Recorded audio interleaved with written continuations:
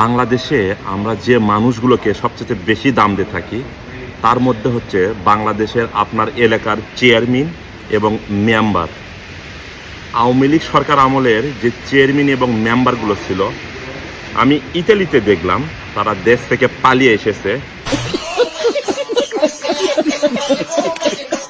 এখানে কি করে আমার পিছনে দেখতেছেন, এই জায়গাটা হলো টুরিস্ট এলাকা, ইতালির মিলান শহরের গারিবালদি এলাকা, বা অপর আর একটি জায়গা আছে দমো।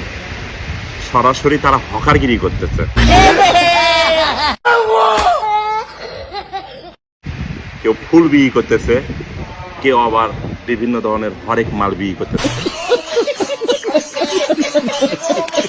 বলতেছে ভাই আমি বাংলাদেশের বরিশাল জেলার অমুক এলাকার মেম্বার ছিলাম।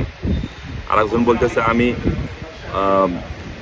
মাদারীপুরের অমুক এলাকার মেম্বার ছিলাম।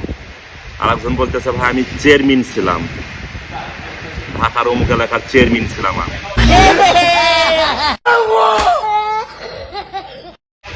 এখানে এসে যিনি চেয়ারম্যান উনি হলো মানে বিভিন্ন ধরনের হরেক মাল, যেগুলো চায়না প্লাস্টিক বা ছোট বাচ্চাদের খেলনা, এগুলো বিক্রি করতেছে। আর দুইজনকে আমি দেখলাম হাতের মুঠো করে ফুল নিয়ে বিক্রি করতেছে। জানে এই হলো অবস্থা যারা আওয়ামী লীগ করে যারা দেশ থেকে পালিয়ে গিয়েছে।